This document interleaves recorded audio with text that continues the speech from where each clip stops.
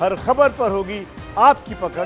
Download कीजिए ABP live app. बहुमत रुझानों में तेजस्वी को बहुमत आ चुका है। बड़ी खबर तेजस्वी यादव को बहुमत। इस वक्त की बड़ी खबर, रुझानों में तेजस्वी यादव को बहुमत मिला। महागठबंधन ने 122 का आंकड़ा पार किया। 122 को पार करके 123 पर इस वक्त तेजस्वी प्लस सुमित। आप क्रिकेट की बात कर रही थी, राजकिशोर जी पीछे से कह रहे हैं कि क्रिस गेल से भी तेज पारी तेजस्वी यादव खेल रहे हैं। बिल्कुल, और ये युवा खिलाड़ी जिस तरीके से उतरा, क्रिकेटर रहे भी हैं तेजस्वी, आपको याद होगा, लेकिन जिस तरीके से नंबर आए हैं रुझानों में और पोस्टल बैलेट में, ये वाकई अपने आप में बहुत बड़ा बदलाव और बहुत बड़े एक ऐतिहासिक जीत की तरफ बढ़ता है। छोटे लालू का एक रिएक्शन बनता है, भाई बहुमत पा लिया है रुझानों में तेजस्वी प्लस ने। हेलो, लागल लागल झूलनिया में धक्का बलम कलकत्ता चला भेजा दिया। कहा हो नीतीश कुमार, भेजा दिया इनको कलकत्ता। तबला बजता धीर धीर तो एक पर लालू यादव नौकरी देता हूँ, 3-3 लड़ाई बा, हार गया। अभी रुझान है। हमारे आदरणीय लालू जी के आवाज वाले छोटे लालू जी को बुला के रखा है। ये हमारे लिए बहुत प्राउड का मोमेंट है और आपको बहुत बहुत धन्यवाद। हमारा सीना गर्व से चौड़ा हो जाता है जब आप हमारे आदरणीय। आगे आपका रिएक्शन जरूरी है। जेडीयू छोटे लालू साहब इसलिए बड़े लालू साहब जेल में हैं और आपके कई नेता जमानत पर अभी हैं जो चुनाव लड़ रहे हैं। आप शुक्र मत मनाइए जरा। अब आप लोग जाने वाले हैं 54 घोटालों ने जो आपने बिहार सरकार में किया, 60 घोटाले किए हैं ना, वो सबका उजागर होने वाला है। जरा वक्त का इंतजार करिए, वक्त का पहिया बड़ा तेजी से। वो तो मुझे महाराष्ट्र में भी दिख रहा है। घबराए मत, थोड़ा वेट करिए, सरकार बनेगी या बस बनेगी। रुमाना मैं एक आकाशवाणी पार्टी की पुष्पम प्रिया बांकीपुर से पीछे चल रही है। पुष्पम प्रिया पीछे चल रही है क्योंकि बांकीपुर से कांग्रेस के लव सेना ने बढ़त बनाई हुई थी। अच्छा, इस वक्त मैं दर्शकों का शुक्रिया अदा करना चाहती हूं क्योंकि एबीपी लाइव पर भी हमें इस समय सबसे ज्यादा दर्शक देख रहे हैं। सुमित, दर्शकों के इस प्यार के लिए शुक्रिया। सोशल मीडिया पर आप #बिहार रिजल्ट ऑन एबीपी हमारे साथ जुड़िए। और इस वक्त आंकड़ा तेजस्वी प्लस 123, नीतीश प्लस 90। सुमित, आप देख सकते हैं 123, 124 पल पल बदल रहा है दिमाग, और ये लगता है कि काफी आगे भी जा सकता है। जी, मैंने कहा कि ये काफी आगे जा सकता है। आप ये देखिए 170, 180 तक इजीली जा सकता है। और ये क्या होता क्या कि जब इस तरह से उछाल आता है तो वो लगातार परिणाम बदलते परिणाम आते 170 जाएगा, इसका मतलब नीतीश प्लस कम होगा और जी और ज्यादा कम होगा। और मुझे लग रहा है कि ये समझने वाली बात है, जो राजकिशोर भी इस पर नजर रखे होंगे, कि बीजेपी ने अगर आप देखें तो अब थोड़ी सी बढ़त बनाई है जेडीयू के मुकाबले। मेरे इसकी उम्मीद ज्यादा की जा रही है। प्रदीप जी, नहीं, देखिए ये आंकड़ा जो है वो इंडिकेशन जो दे रहा है वो तो एक ही दिशा में दे रहा है कि महागठबंधन की ओर जा रहा है। सवाल ये कि अंतर कितना रहेगा, ये 2/3 बहुमत के पास पहुंच जाएगा महागठबंधन या बहुत क्लोज होगा, दोनों गठबंधनों के बीच में अंतर 10, 15, 20 सीट का रहेगा, ये देखने। अभी तक तो जो अपना एग्जिट पोल था सी वोटर और एबीपी वाला, उसके पास रहा था कि जो एबीपी का एग्जिट पोल था, मेरे हिसाब से अभी जो आंकड़े हैं वो उसके लगभग पास में हैं। मुझे अभी भी यही लग रहा है कि चीजें नहीं हो जाएंगी। जब एक्चुअल खुलेगा तो हो जाएगा, क्योंकि ये वोटिंग जो होती है वो पढ़े लिखे शहरी और सवर्णों की ज़्यादा होती है।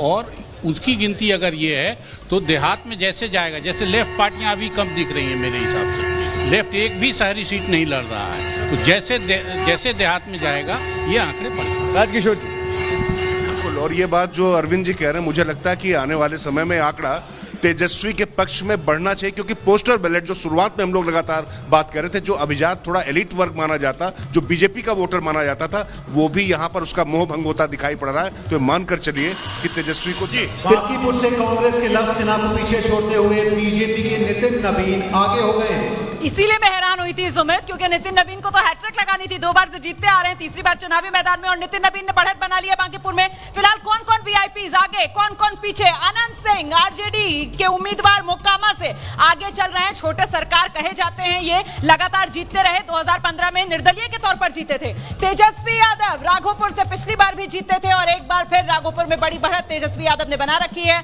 चंद्रिका राय की अपनी सीट है परसा से, 6 बार आरजेडी से जीते, इस बार जेडीयू से बढ़त बनाई हुई है। पीछे चल रहे मुकेश सहनी सिमरी बख्तियारपुर से, वीआईपी के अध्यक्ष हैं मुकेश सहनी, अपनी सीट पर ही पीछे चल रहे हैं। आरजेडी की लवली आनंद सहरसा से बढ़त बनाए हुए हैं। आनंद मोहन सिंह की पत्नी लवली आनंद आरजेडी की ही ये सीट सहरसा 2015 में आरजेडी ने जीती थी। इस बार लवली आनंद को उतारा इस सीट पर।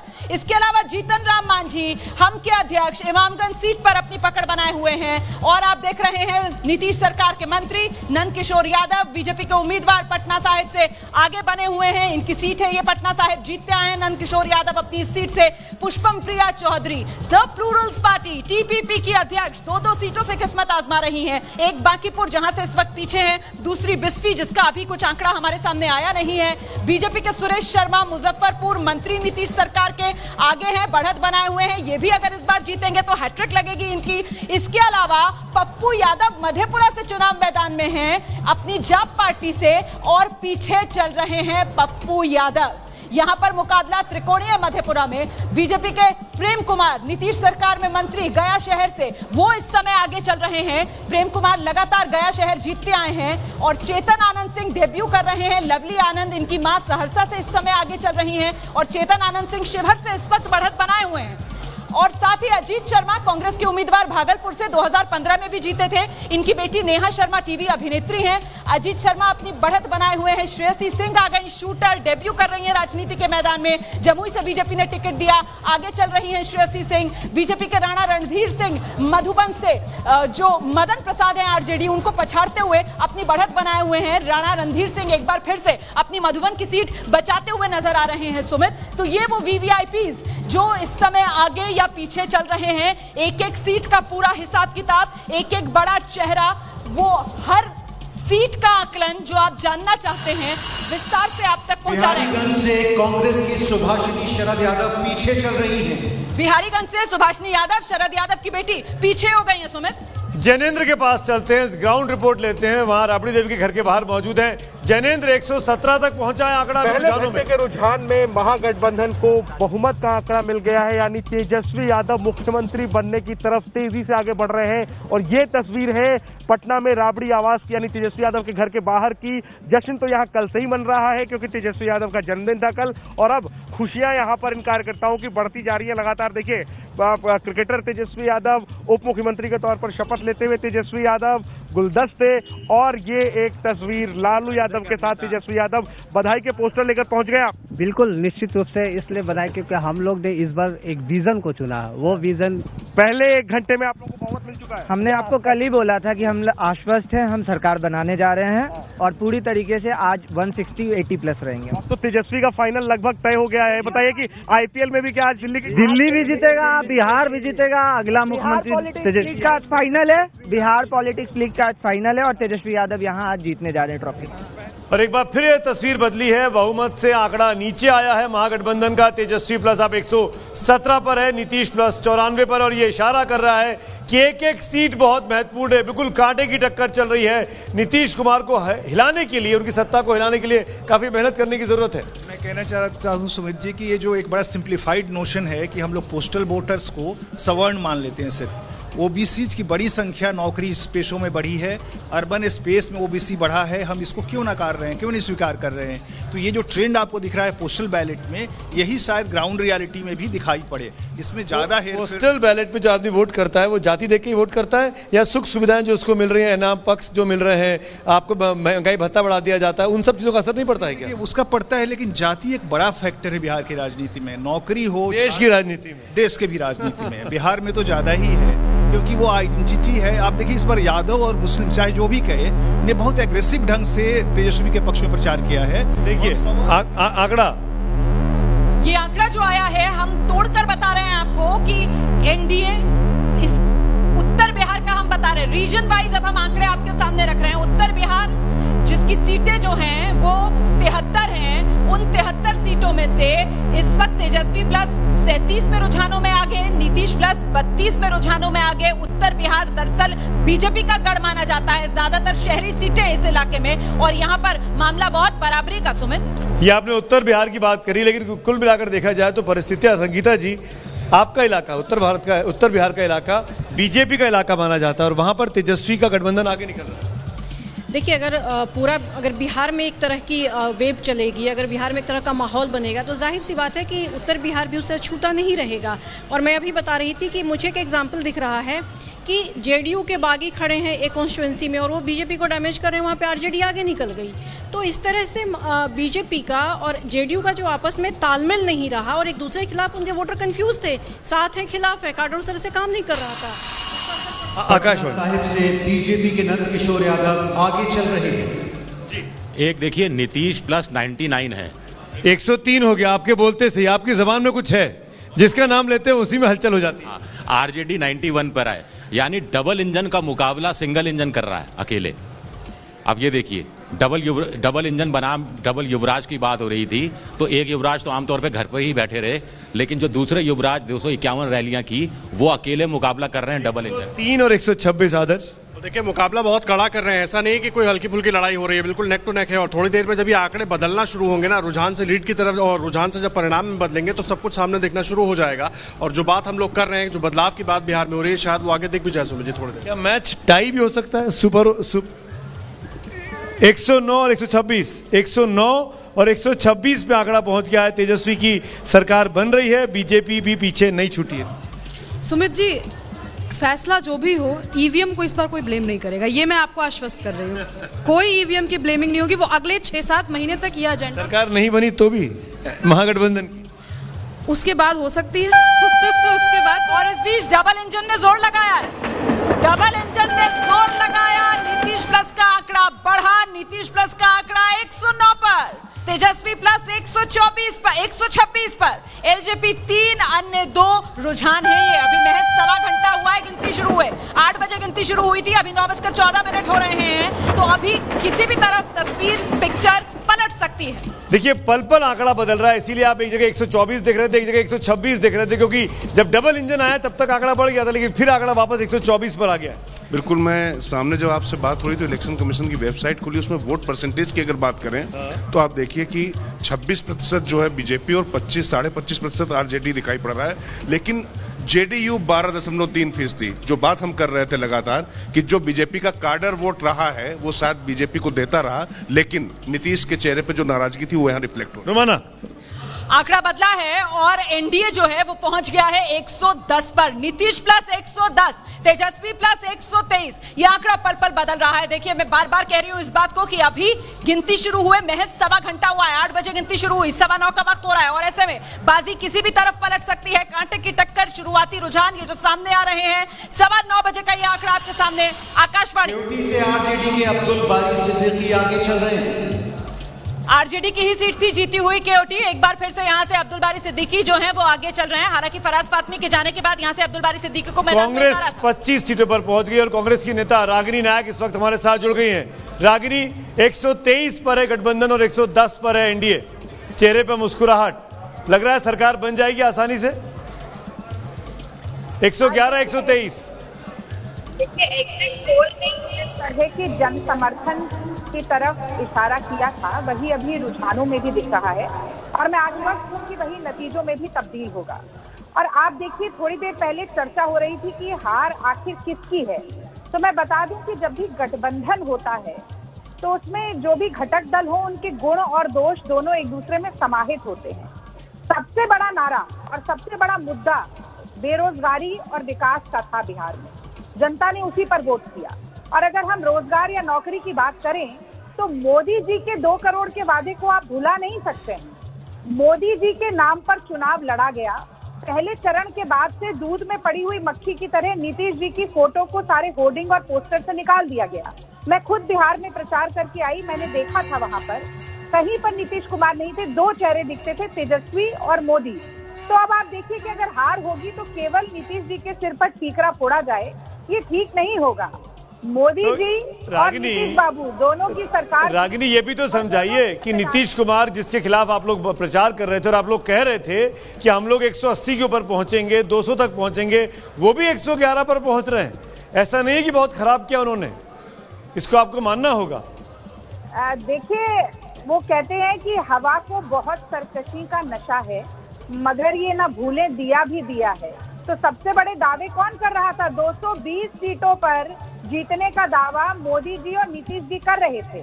100 से कम सीटें आएंगी, आप देखिएगा। 111 प्लस में शुभरास्ता जवाब देना चाह रही है आपकी बात। बस मैं एक ही चीज कहना चाहती हूँ कि 2 दिन पहले जेडीयू प्रत्याशी के पति की गोली मारकर हत्या कर दी गई है। ये मैं सिवान की बात कर रही हूँ, जीरादेई में ही। तो ये घटनाएं भी बढ़ना शुरू हो चुकी हैं और ये 18 अभी तो आपकी सरकार थी, जेडीयू की सरकार थी। बिल्कुल, अभी सरकार हमारी थी, लेकिन चुनाव के बाद का जो माहौल है मैं जनता को बता रही हूँ कि ये हो चुका है। बाकी जो नैरेटिव इन लोग लीपापोती तो अभी चलेगी, अभी तो वंदनवार लगाना शुरू हो ही। रागिनी बोलना चाह रही है। देखिए, ये कैसे अपने ही कहे बात में फंस गई। अभी तो सरकार बनी नहीं है, जिसकी सरकार है उसके समय पर गोली चलना शुरू हुई और मुंगेर की गोली कोई नहीं भूल सकता। वोट मुंगेर की गोली पर भी पड़ा होगा सुभ्राक्षा जी। दुर्गा माँ के भक्तों पर सिर्फ इसलिए गोली चला दी कि विसर्जन की यात्रा में जा रहे थे 18 बिल्कुल सही कह रही है रागिनी जी। और कांग्रेस का कोई भी नेता जाकर मुंगेर वासियों के साथ खड़ा नहीं था, इसीलिए आप इस चीज का क्रेडिट मत लीजिए। मुंगेर में कोई किसी के लिए खड़ा नहीं था, कोई किसी के लिए खड़ा नहीं था। मैं तो आधिकारिक रूप से कह रही हूँ, आप कह के दिखाइए कि कांग्रेस खड़ी नहीं थी मुंगेर में युवाओं के लिए। आप लोग कभी, मैं यहाँ पे हिंदू मुस्लिम की बात नहीं कर रही हूँ, आप लोग कभी भी हिंदुओं के पक्ष में खड़े नहीं रहे हैं। बाकी कौन रहा है कौन नहीं रहा है उसका हिसाब जनता करेगी, कर भी रही होगी शायद। महागठबंधन का अरे जिस दमखम से मैं बोल रही हूँ, बोलने की हिम्मत रखिए ना। लीप पोत क्यों रही है मैडम, करते रही, लीपा पोती क्यों कर रही है, वंदनवार क्यों, वंदनवार टांगने की जिम्मेवारी नेताओं की नहीं होती है, रिस्पॉन्सिबिलिटी लेने की होती है। मैं आम जनता होकर के कह रही हूँ, आप तो नेता है, नेत्री है, कहिए तो।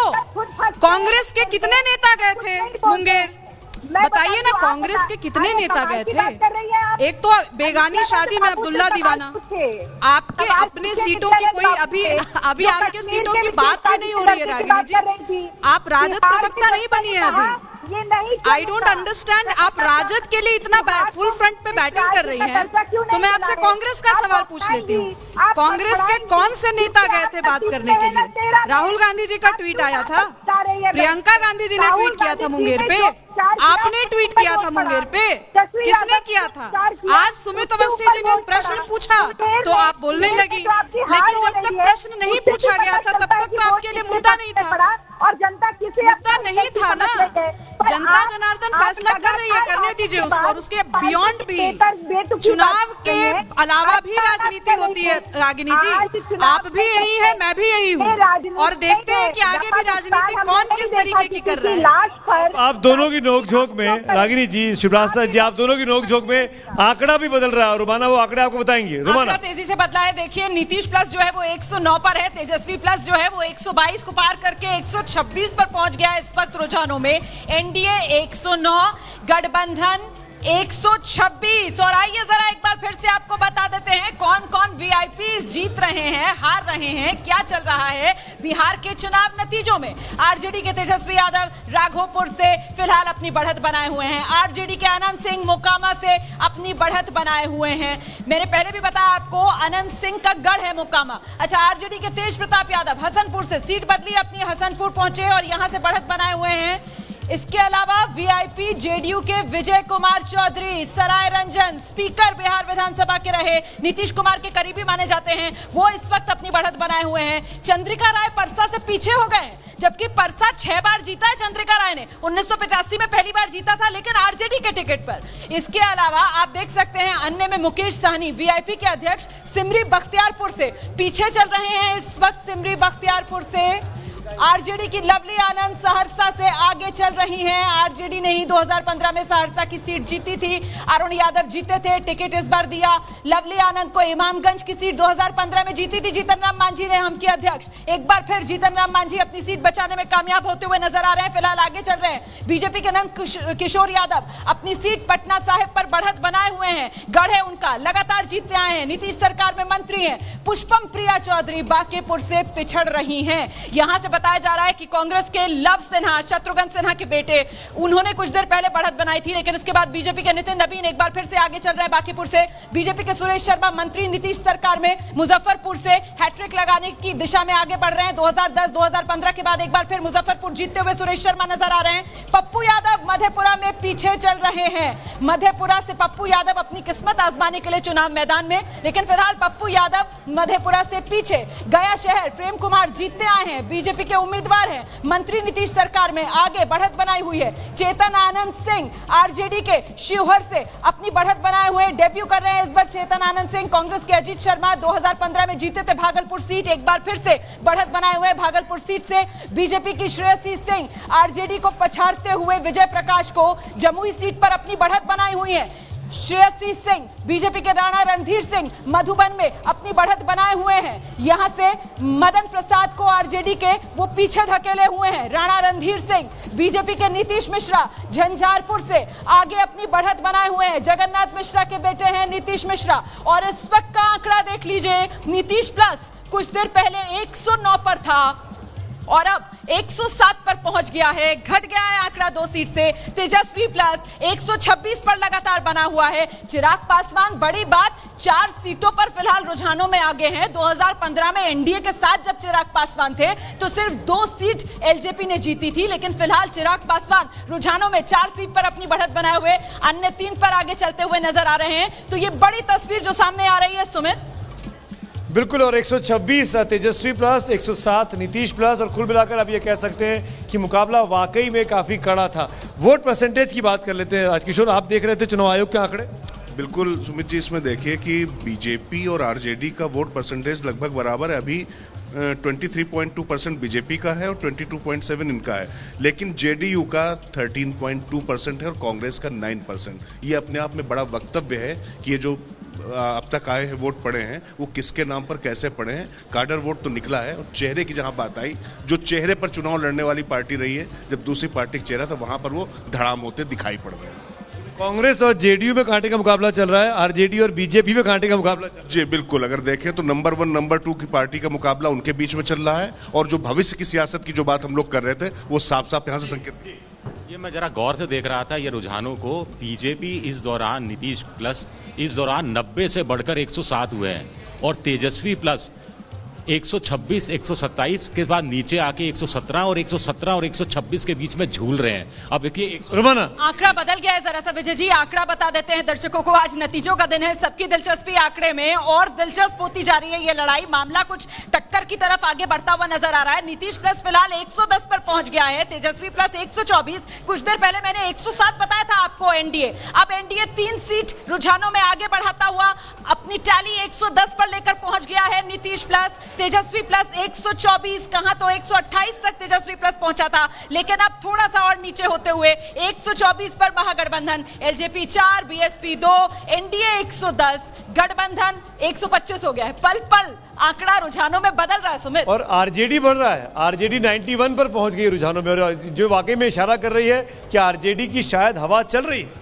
आरजेडी की हवा चल रही है। पर मैं ये एक बात कहना चाहता हूं सुमित, और ये क्वेश्चन वाली बात है, क्योंकि हम मौजूदा आंकड़ों पर बात कर रहे हैं। अगर पोस्टल्स खत्म हो गए हैं और बैलेट शुरू हो गए हैं तो ये आंकड़ा और उछाल लेना चाहिए, वरना मुश्किल है आगे। अगर ये रुझान है तो, अगर ये रुझान है तो ये अभी पकड़ेंगे और जोर इनको पकड़ना चाहिए, क्योंकि पोस्टल्स को हम जब पढ़ रहे थे उसके हिसाब से ये 160 के आसपास अब तक पहुंचना चाहिए था। इसका मतलब चीजें फंस भी सकती हैं। हाँ देखिए, फिर वही कह रहे हैं कि जो एबीपी का एग्जिट पोल है सी वोटर का, अभी जो आंकड़े हैं वो उसके नजदीक जाते हुए दिख रहे हैं। आगे जाकर बदल जाएंगे तब उस पर बात करेंगे, लेकिन अभी जो स्थिति है वो उतना फर्क नहीं लग रहा है जितना जो नैरेटिव बना था कि महागठबंधन बिल्कुल आगे निकल गया है और जमीन पर गिर गया है एनडीए। वो ये आंकड़े अभी नहीं बता रहे हैं। चुनाव आयोग की वेबसाइट भी ये इशारा कर रही है कि लगभग बराबरी का मुकाबला चल रहा है आरजेडी और बीजेपी में, और उधर जेडीयू और कांग्रेस। देखिए, मैं जो फिगर देख रहा था डिस्ट्रिक्ट वाइज, उसमें ये उत्तर बिहार के आंकड़े जो हैं उसमें बीजेपी एनडीए का परफॉर्मेंस बहुत बढ़िया बता रहा है। मेरा जो अनुभव है और मैं जो उस इलाके को जानता हूं, मुझे लग रहा है कि जो वोटिंग की रिपोर्ट है उससे भी वो आंकड़े बदलने वाले हैं। कम से कम नॉर्थ बिहार के बारे में मैं बहुत भरोसे से कह सकता हूँ। नॉर्थ बिहार में बीजेपी को नुकसान होने वाला है, अभी होने वाला है। जो आंकड़े अभी दिख रहे हैं उससे वो नीचे आएगी काफ़ी, क्योंकि वहाँ मुजफ्फरपुर में, सीतामढ़ी में, पूर्वी चंपारण में, पश्चिमी चंपारण में, छपरा में, सीतामढ़ी, सारे जिलों में इस तरह से आंकड़े ऊपर दिख रहे हैं। जो मुझे चुनाव का जो भी अनुभव है और उस इलाके का अनुभव है उस हिसाब से मेल नहीं खाता। जी बद्री जी, मैं ये कहना चाहता हूँ कि ये जो अभी फर्क दिख रहा है ये फर्क अभी बढ़ेगा, ये बदलेंगे, लेकिन इसमें एक चीज तय हो रहा है सुमित जी की लड़ाई भविष्य की राजनीति बिहार की बीजेपी और आरजेडी में ही होगी। एक इंटरेस्टिंग चीज मैं आपसे पूछना चाहूंगा, तेजस्वी यादव एक तरफ और दूसरी तरफ नीतीश कुमार, नरेंद्र मोदी, ऐसे बड़े चेहरे, तो ये तेजस्वी की जीत हो रही है, नीतीश कुमार के लिए गुस्सा है? देखिए, एक तो नीतीश कुमार का जो पूरा उनके 15 और हमारे 15 वाली बात है, तो पिछले 10 साल के अंदर कोई परफॉर्मेंस नहीं रही, प्लस कंसिस्टेंटली जो है अपना स्टैंड बदलते गए पिछले 10 साल में। तो नीतीश कुमार कोरोना से पहले ही काफ़ी ज़्यादा डिस्क्रेडिटेड थे और पिछले 6 महीने जो वो घर में बैठे हैं उसके बाद जो है और ज़्यादा डिस्क्रेडिट हो गए। विश्वसनीयता खोई है नीतीश कुमार ने। नाराजगी की बात सही है, लेकिन ये कहना कि सिर्फ नीतीश कुमार से नाराजगी के वोट हैं, अगर आप याद करें तो जब हम ओपिनियन पोल ही दिखा रहे थे तो शुरू के ओपिनियन पोल में एनडीए की बढ़त थी, लेकिन तेजस्वी ने धीरे धीरे पिच पकड़ा और अपनी बढ़त बनाई। तो ये क्रेडिट देना पड़ेगा कि तेजस्वी यादव चुनाव में उन्होंने अपनी मजबूती दिखाई और ये उनके लिए एक तरह से पॉजिटिव वोट भी हम कहेंगे। टीना फैक्टर नहीं बनने दिया तेजस्वी ने, वरना तो टीना फैक्टर भी तो बन सकता था ना, कि कोई और विकल्प ही नहीं है नीतीश के अलावा। वोटों के प्रतिशत में हम लोग जो पढ़ने की कोशिश कर रहे हैं उसमें थोड़ा सा हमें धोखा हो सकता है। भारतीय जनता पार्टी का पिछले चुनाव में जो चुनाव वो हार गई थी अलायंस के मुकाबले, उसमें भी 25% के आसपास उसे वोट मिला था और बिहार की सबसे ज्यादा वोट पाने वाली पार्टी थी, लेकिन सीटों का कन्वर्जन नहीं हुआ। इस बार भी भारतीय जनता पार्टी के वोट अच्छे आएंगे, मुझे पता है, लेकिन फिर भी उसकी सीटें उस हिसाब से कन्वर्ट नहीं होंगी, क्योंकि उनका वोट जो है वो कुछ क्षेत्रों में बहुत सिमटा हुआ है। ये जो वोटों का प्रतिशत है वो मौजूदा आंकड़ों पर है सुमित, ये बहुत जल्दी है बदलेगा। रही बात तेजस्वी की, मुझे लग रहा है कि वो हारे या जीते, वो जीत चुके हैं। ये एक बहुत बड़ी एक समझने वाली बात है कि वो जीत चुके हैं, और जिस तरह से हम लोगों से सुबह बात कर रहे थे, जो हमारे एग्जिट पोल बता रहे हैं, तो वो एक तरीके से जीत चुके हैं। इस अब तक के रुझानों की जो बड़ी बात है रुमाना, उसे समझ में आ रहा है कि ये जीत है तेजस्वी यादव की, ये कहानी छुपी हुई है। मैं फिर भी जरा सा सावधान कर दूं कि अभी 9:28 हो रहा है, सिर्फ 1.5 घंटा हुआ है, जिसमें शुरुआती करीब 1 घंटे तक पोस्टल बैलेट गिने जा रहे थे, और ऐसे में अभी तेजस्वी प्लस 126 पर है, बहुमत का आंकड़ा पार कर चुका है, नीतीश प्लस 109 पर है, लेकिन तस्वीर अभी भी पलट सकती है, गुंजाइश बनी हुई है। लेकिन फिलहाल रुझानों की बड़ी बातें क्या है? बिहार में मुकाबला फिलहाल कांटे का चल रहा है, अभी कहना मुश्किल है किसकी सरकार बनने जा रही है। आंकड़ों में लगातार उलटफेर जारी है, आप देख रहे हैं अभी तेजस्वी का गठबंधन रुझानों में बहुमत पार कर चुका है। तो ये रुझानों की बड़ी बातें, बिहार में चल रहा है कांटे का मुकाबला, अभी कोई भविष्यवाणी की नहीं जा सकती, कोई अनुमान लगाया नहीं जा सकता कि आखिरकार किसकी बनने जा रही है सरकार, क्योंकि आंकड़ों में हो रहा है लगातार उलटफेर। सुमित, और ये कांटे का मुकाबला इसलिए बोला जा रहा है कि 126 और 109 है। देखिए सुमित जी, कुछ भी हो चुनाव का परिणाम, एक चीज सर झुकाकर एक्सेप्ट करने की बात यह है कि इस बार युवाओं ने नैरेटिव के टर्म्स में तेजस्वी यादव को लीड दी है, ये बात एक्सेप्ट करने की है। एक चीज मैं और बताना चाहती हूँ, बांकीपुर विधानसभा से लंदन से लौटे हुए मनीष बरियार जी भी चुनाव लड़ रहे हैं, और मनीष बरियार जी पिछले 5-6 सालों से ग्राउंड पे रह करके बच्चों को पढ़ा रहे हैं, उन्होंने किया है काम, और तब वो राजनीति में एंट्री की है उन्होंने। ये सारा श्रेय जाता है सिर्फ युवाओं को। आंकड़ा पलट गया है, देखिए सुमित, नीतीश प्लस 111 पर पहुंच गया है, तेजस्वी प्लस 126 से घटकर 125 पर आया है, नीतीश प्लस 109 से बढ़कर 111 पर पहुंचा है। मतलब फासला जो है वो लगातार कम हो रहा है एनडीए और महागठबंधन के बीच। अभी सिर्फ 1.5 घंटे की काउंटिंग हुई है, तस्वीर अभी भी बदल सकती है। आईपीएल के फाइनल की तरह रोमांच बना हुआ है, और कहीं रोमांच आखिरी ओवर तक तो नहीं पहुंचेगा, कहीं बात सुपर ओवर तक तो नहीं पहुंचेगी। अभी आंकड़े लगातार बदल रहे हैं, उलटफेर हो रहा है, और ये गोलघर आ गया, पटना का गोलघर, पर्यटन स्थल, पटना की सांस्कृतिक पहचान। और अब जरा पटना के गोलघर से आंकड़े देख लीजिए। फिलहाल रुझान ये कह रहा है तेजस्वी प्लस 125, नीतीश प्लस 111, चिराग पासवान 4 सीटों पर रुझानों में आगे, अन्य 1। सुमित, केवल 2 और रुझान आने बाकी रह गई। दीपक ठाकुर, देखिए जिस तरीके का रुझान आ रहा है, 10 लाख इधर 19 लाख उधर, कहीं भी हो युवा का फायदा ही है। क्या कहना है? अब से डिग्री लेके घर से बाहर निकलना होगा, सरकारी नौकरी की पूरी संभावना होगा, चाहे सरकारी किसी की आए, 10 लाख और उधर 19 रोजगार युवा पाए, आगे बढ़े भैया अपना बिहार। अब महागठबंधन हो या एनडीए सरकार, भैया महागठबंधन हो या एनडीए सरकार। क्या बात है, छोटे लालू। अरे तेज रफ्तार चाही, तेजस्वी सरकार चाही, 10 लाख रोजगार चाही, तेजस्वी सरकार चाही। अरे जैसन सोचने रहनी वैसन भैया मोर बारे, आ नेता में बिजोर बारे हो नाथपुर बा।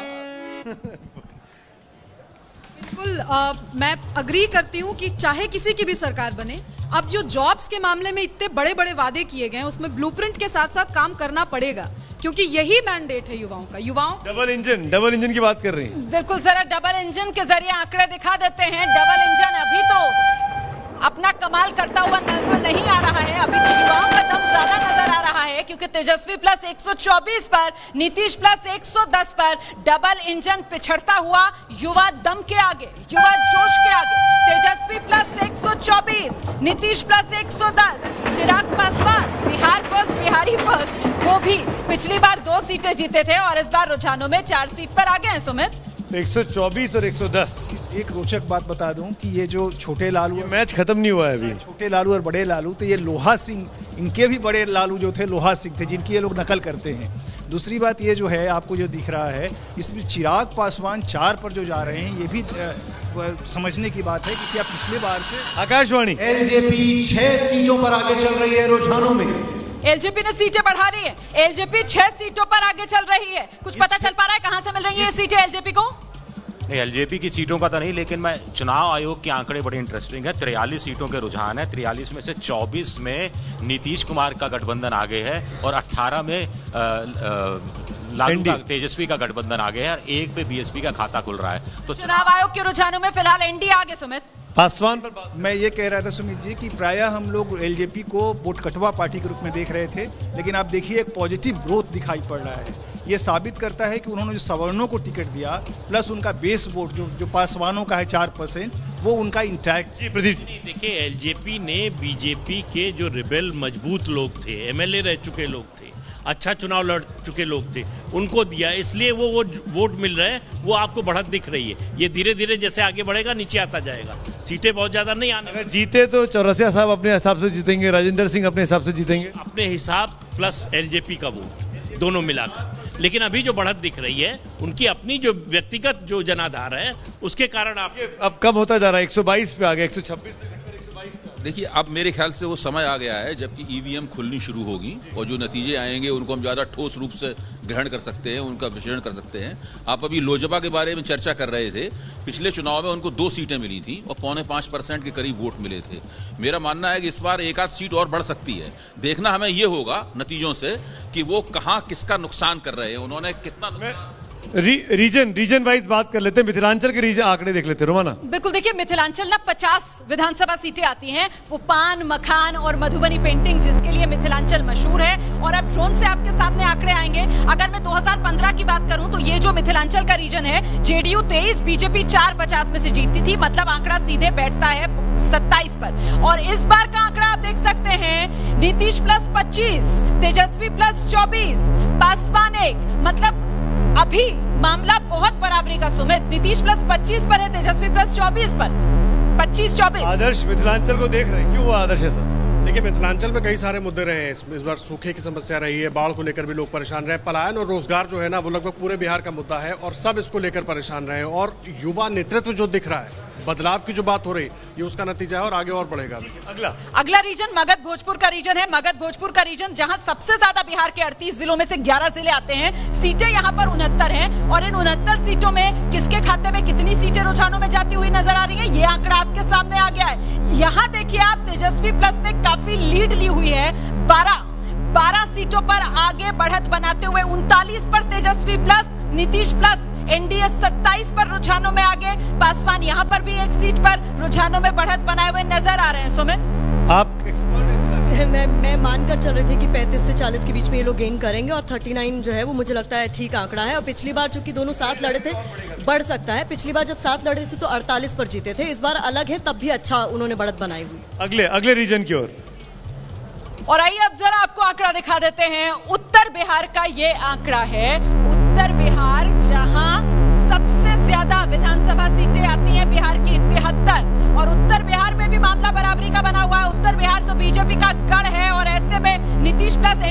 37, तेजस्वी प्लस 37, तेजस्वी प्लस ने लेकिन बीजेपी के गढ़ में एक सीट रुझानों में ही सही पर बढ़त जरूर बना रखी है 37 के साथ, और एनडीए इस वक्त रुझानों में 36 पर आगे। सुमित, कुल मिलाकर देखा जाए तो वाकई में काफी कांटे की टक्कर दिखाई दे रही है। 111 और 122 लगभग साथ साथ चीजें चल रही हैं। जैसा कि कहा जा रहा था कि आंधी चल रही होगी, वो स्थिति नहीं दिख रही है। अगला रीजन। अच्छा, सीमांचल के बारे में भी दर्शकों को जानकारी देते हैं। यहाँ पर MY जो कॉम्बिनेशन है, मुस्लिम यादव कॉम्बिनेशन, वो कहते हैं हमेशा क्लिक करता है। 24 सीटें यहाँ सीमांचल की हैं और इन 24 सीटों में फिलहाल पिछड़ा हुआ ज्यादा एनडीए नजर नहीं आ रहा है। 10 सीट के साथ एनडीए करीब टक्कर देता हुआ महागठबंधन को, जो इस वक्त 13 सीटों पर रुझानों में आगे चल रहा है। सुमित, तो कुल मिलाकर परिस्थितियां हर जगह पर तेजस्वी गठबंधन के लिए फायदेमंद दिखाई दे रही है, या ये कहिए कि नीतीश कुमार के लिए और एनडीए के लिए ज्यादा परेशानी दिखाई दे रही है। ABP न्यूज आपको रखे आगे।